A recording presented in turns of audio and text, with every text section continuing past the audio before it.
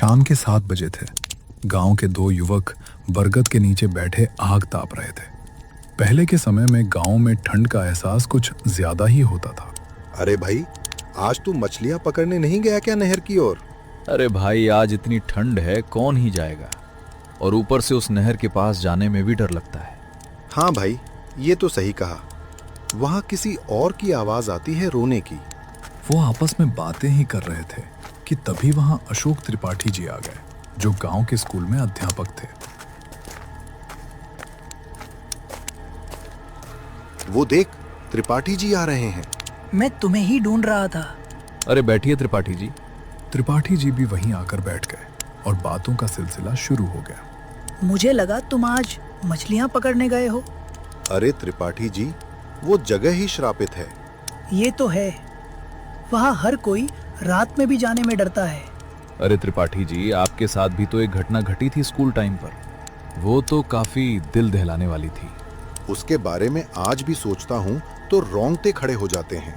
ए त्रिपाठी जी, एक बार सुनाओ ना। हाँ त्रिपाठी जी, सुनाओ ना वो घटना। सुने हुए काफी समय हो गया है। दोनों उस घटना को सुनने के लिए जिद करने लगे। ठीक है, सुनाता हूँ। कहानी है 17 साल पहले की। उस वक्त मेरी उम्र 23 साल थी। मैं परीक्षा देकर अपने गांव लौट रहा था, लेकिन काफ़ी देर हो चुकी थी। शाम के करीब 7 बजे मैं स्टेशन पहुंचा। स्टेशन लगभग सुना पड़ा था, क्योंकि उस जगह लोग रात में रुकने से डरते थे। कुछ देर बाद ट्रेन आई और पटरी पर आकर रुक गई। मैं अपने कोच में जाकर बैठ गया और ट्रेन के खुलने का इंतज़ार करने लगा। और बाहर का मौसम काफी ज्यादा खराब हो, ऐसा लग रहा था जैसे कुछ अनहोनी होने वाली हो। तभी मेरी माँ का फोन आया। जी माँ। बेटा कहाँ हो? अभी तक घर क्यों नहीं पहुँचे? माँ, मैं अभी ट्रेन में बैठा हूँ। इतनी देर क्यों हो रही है आने में? दरअसल आज आखिरी पेपर था, इसलिए दोस्तों के साथ पार्टी कर रहा था। बेटा आते आते तो रात हो जाएगी, वहीं रुक जाना, सुबह निकल आना। अरे माँ, आप फिक्र मत करो, मैं जल्दी आ जाऊँगा, आप आराम करो। ठीक है बेटा, जल्दी आ जाना, मैं तुम्हारा इंतज़ार कर रही हूँ। अरे माँ, आप इंतज़ार मत करो, आप खाना खाकर सो जाओ, मुझे लेट हो जाएगा। पहले घर आओ, फिर आकर बात करेंगे। माँ चाहती थी कि मैं रास्ते में ही रुक जाऊं, लेकिन मैंने उन्हें भरोसा दिलाया कि मैं जल्दी घर पहुंच जाऊंगा। फोन कटते ही मन में अजीब सी बेचैनी होने लगी। इतनी देर हो चुकी है और ट्रेन अब तक क्यों नहीं चली? तब एक बुजुर्ग आदमी मेरे पास आया। अरे बेटा, कुछ पैसे दे दे। अरे चाचा, आपने इतने अच्छे कपड़े पहने हैं और आप भीख मांग रहे हो। बेटा, जहाँ जा रहे हो वहाँ मत जाओ, क्योंकि जो भी जाता है वो कभी वापस नहीं लौटता। एक पल के लिए मैं सन्न रह गया। समझ नहीं आया कि वो क्या कहना चाहता था। आप ये क्या बोल रहे हो? यहाँ से चले जाओ, मेरे पास पैसे नहीं हैं। ठीक है बेटा, फिर मुलाकात होगी किसी सफर में। मैंने उसे झिड़क कर वहां से भेज दिया। वो जाते जाते बस इतना बोला, फिर किसी सफर में मुलाकात होगी।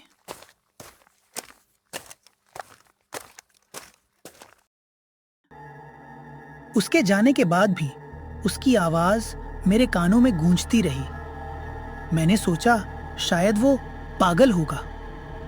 कुछ देर बाद ट्रेन चल पड़ी और जिस कोच में मैं बैठा था वहां मेरे अलावा कोई नहीं था।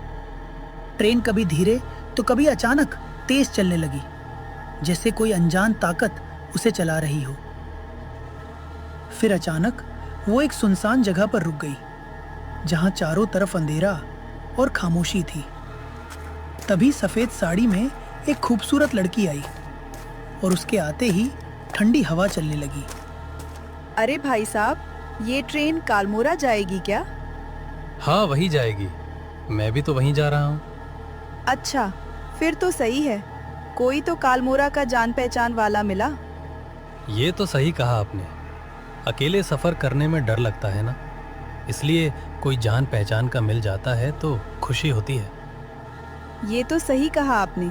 जान पहचान का कोई मिल जाता है तो अलग ही खुशी महसूस होती है। ये ट्रेन कब चालू होगी? पता नहीं, जब से बैठा हूँ ऐसा ही हो रहा है, रुक रुक कर चल रही है। वैसे आप कहाँ से आ रहे हैं? मैं तो रायपुर से आ रहा हूँ, आज मेरी परीक्षा थी। अच्छा, सही है। कुछ देर बाद ट्रेन चलने लगी और मैं ये पूछना भूल गया कि वो लड़की इतनी रात में कहाँ से आई थी, क्योंकि जब ट्रेन बीच जंगल में रुकी थी तभी वह चढ़ी थी। ट्रेन धीरे धीरे रफ्तार पकड़ती गई और पूरे कोच में बस मैं और वो खूबसूरत औरत थे। मैंने हिम्मत करके उससे पूछा, वैसे एक बात पूछूं, बुरा तो नहीं मानोगे आप? जी जी, पूछिए, बुरा क्या मानना है इसमें? मैं बोल रहा था कि क्या आपकी शादी हो गई है? हाँ, हो गई। और एक बात बता दूं तो इस दुनिया में मेरा पति अब नहीं रहा। माफ करना, मुझे पता नहीं था। माफी क्यों मांग रहे हैं? जो आया है वो कल जाएगा। उसके चेहरे पर जरा भी उदासी नहीं थी, बल्कि एक अजीब सी निडर मुस्कान थी, जिसे देखकर मेरी रूह तक सिहर गई। ट्रेन कभी धीमी तो कभी तेज चलती रही और करीब 3 घंटे बाद रात के 2:30 बजे अचानक फिर रुक गई। कभी कोच में अनाउंसमेंट गूंजी, कृपया सभी यात्री ध्यान दें, ट्रेन में तकनीकी खराबी के कारण ये ट्रेन आगे नहीं जा पाएगी। हमें खेद है कि आपकी यात्रा में ये बाधा उत्पन्न हुई। ये सुनते ही मैं सन्न रह गया, क्योंकि ट्रेन घने जंगल के बीच खड़ी थी और चारों तरफ बस सन्नाटा और अंधेरा था। अब इतनी रात में कहाँ जाएंगे?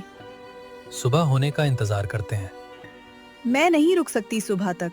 ये भी नहीं पता कि सुबह होते ही ट्रेन खुलेगी या नहीं। तो क्या तुम अब इतनी रात में जंगल के रास्ते घर जाओगी? और क्या, मैं तो जा रही हूँ। बस 2 घंटे ही लगेंगे कालरा पहुँचने में। अरे रात के 3 बजे बज रहे हैं, ऊपर से जंगल का रास्ता है।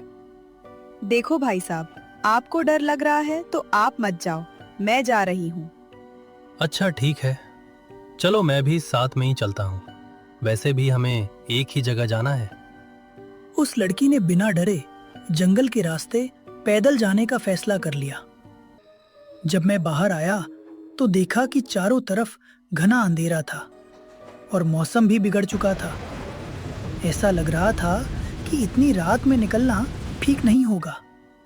अरे मौसम भी अब तो खराब हो रहा है।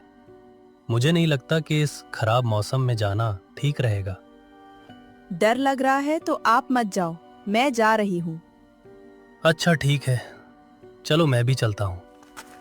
उस औरत की बातों पर भरोसा करना मेरी सबसे बड़ी भूल साबित हुई, क्योंकि चारों ओर अंधेरा, आसमान में चमकती बिजली, जंगल की रहस्यमयी खामोशी और तेज होती बारिश के बीच हम चलते रहे। बारिश की मोटी बूंदें शरीर में सुई की तरह चुभ रही थी।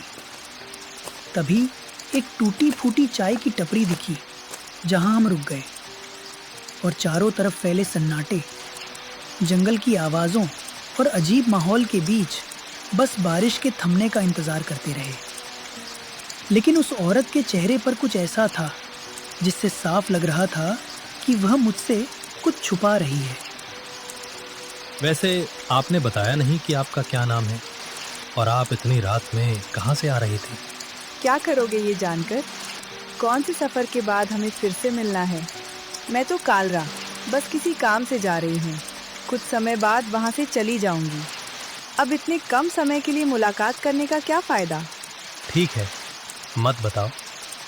वैसे ये तो बता सकती हो कि कालूरा किस लिए जा रही हो? मेरे पति वहीं से थे, उनकी वर्ष है इसलिए वहाँ जा रही हूँ। अच्छा ठीक है। कुछ देर बाद बारिश थम तो जाती है, लेकिन अजीब सी खामोशी चारों तरफ फैल जाती है।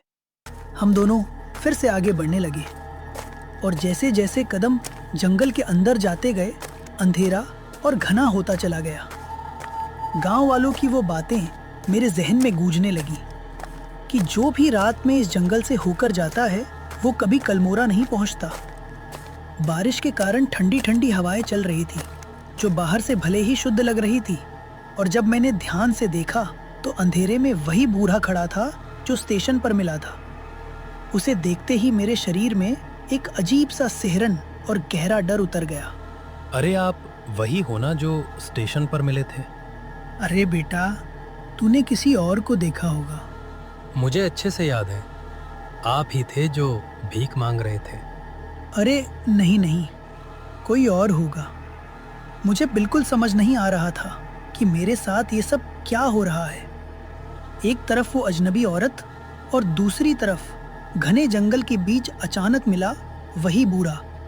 अरे, तुमने किसी और को देख लिया होगा। एक पल को मुझे भी लगा कि शायद आंखों का धोखा होगा। बाबा, कालमोरा का कौन सा रास्ता जाता है?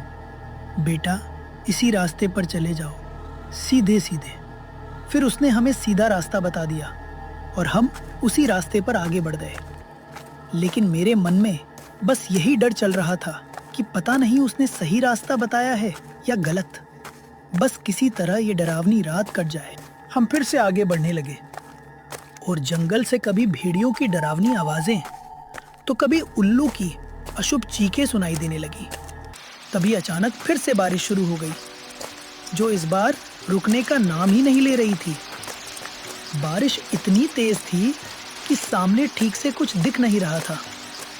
तभी जंगल के बीच एक टूटी फूटी झोपड़ी दिखी, जहां हम बाहर ही खड़े होकर बारिश के थमने का इंतजार करने लगे। तभी अचानक जंगल की गहराइयों से किसी औरत के रोने और बच्चे की चीखों की आवाज आने लगी।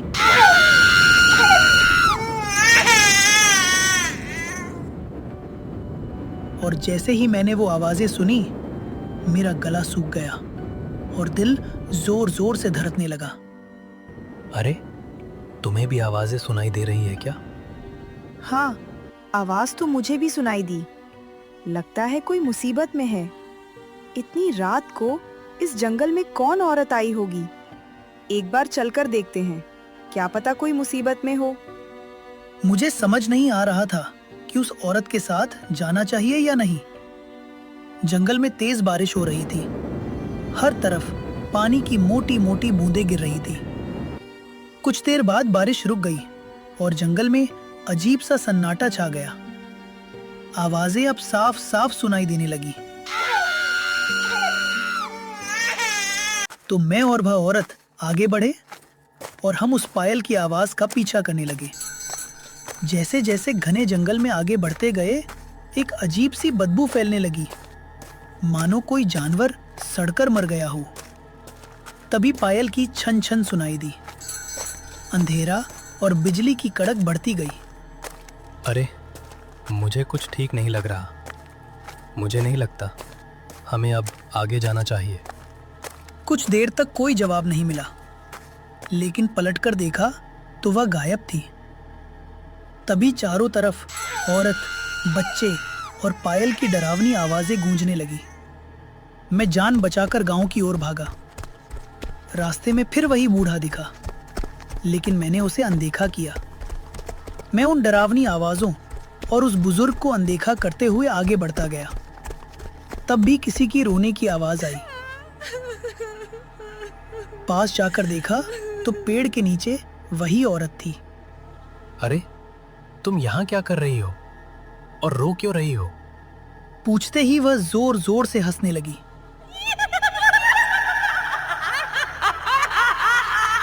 अपने असली भेस में आ गई। ये नजारा देखते ही मेरी अंदर की रूह कांप गई। डर के मारे मैं भागता रहा और अगले दिन बेहोशी की हालत में रेलवे स्टेशन पर मिला। मेरा शरीर बुरी तरह जकड़ चुका था। कुछ भी महसूस नहीं हो रहा था। ऐसा लग रहा था मानो मुझे मिर्गी का दौरा पड़ रहा हो। गांव वालों ने मुझे घर पहुंचाया। जब मैं घर आया तो माँ को सारी बात बताई। माँ रोने लगी। उसके बाद मैंने कभी रात में सफर नहीं किया। पर वो बुजुर्ग कौन था? अरे वो तो उनका छलावा था, लेकिन उसने पहले ही कह दिया था कि ये सफर मत करना, ये सफर बहुत खतरनाक है। ये तो वो सच में कोई अच्छा इंसान था या फिर कोई भूत था। जरूरी नहीं कि सारे भूत बुरे ही हों, कुछ अच्छे भी होते हैं। बरगद के नीचे बैठे तीनों कुछ देर तक खामोश रहे। आग की लपटें धीरे धीरे जल रही थी और ठंडी हवा पूरे माहौल को और रहस्यमयी बना रही थी। किसी के पास उस रात के रहस्य का जवाब नहीं था, लेकिन एक बात सभी समझ चुके थे। कुछ सफर ऐसे होते हैं जिन्हें अधूरा छोड़ देना ही बेहतर होता है। उस रात की कहानी सुनाने के बाद अशोक त्रिपाठी जी चुप हो गए। दूर कहीं से कुत्तों के भौंकने की आवाज आ रही थी। कहानी खत्म हो चुकी थी, लेकिन उसका डर अब भी सबके दिलों में बाकी था। अगर आपको आज की यह डरावनी कहानी पसंद आई हो तो वीडियो को लाइक ज़रूर करें और चैनल को सब्सक्राइब करना बिल्कुल न भूलें, ताकि ऐसी ही रहस्यमयी और गांव की सच्ची घटनाओं पर आधारित कहानियाँ सबसे पहले आपके पास पहुंच सके। और हाँ, अगर इस वीडियो पर 3000 लाइक्स आ गए तो मैं इस कहानी का पार्ट 2 ज़रूर लेकर आऊँगा, जहाँ इस रहस्यमयी सफ़र के और भी डरावने राज सामने आएंगे। तो कमेंट करके ज़रूर बताइए कि आपको यह कहानी कैसी लगी और क्या आप इसका अगला भाग देखना चाहते हैं।